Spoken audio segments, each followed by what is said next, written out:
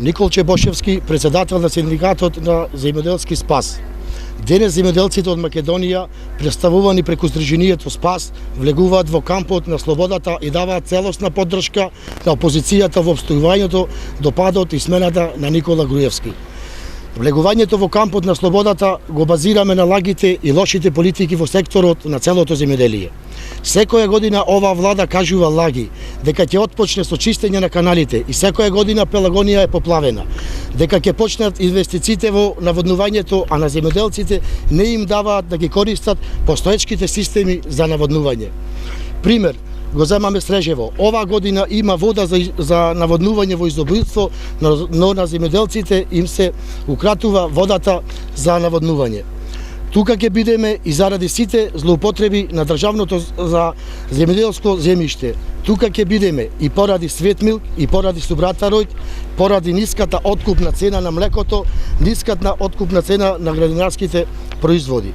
Тука ќе бидеме поради обезвредноста вредност на житото, каде жетвата почнува, а не се знае по која цена ќе се откупува пченицата. Поради сите лаги и оние некои квази представници на земјоделците, како заедно со министерот, како лани и секоја година цената е пониска и пониска.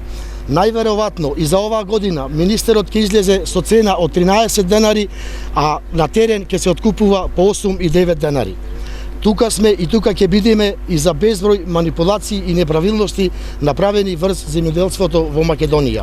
Во кампот влегуваме со целосна поддршка на опозицијата, затоа што поставката на Никола Груевски, земјоделците од цела Македонија во новата влада ќе можат да учествуваат во креирата на земјоделските политики кои ќе бидат во интерес на земјоделците, кои ќе носат брз прогрес и развој на целиот земјоделски сектор.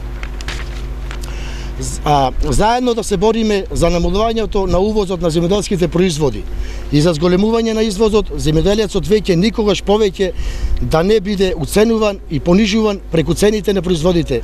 Земјоделецот сака само честно да работи и заработува и тоа ќе го постигнеме само преку падот на оваа влада.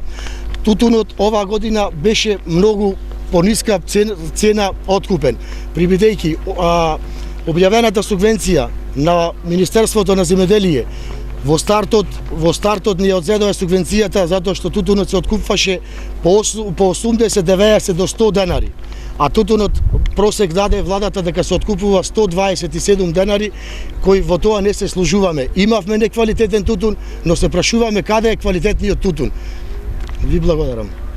Во моментот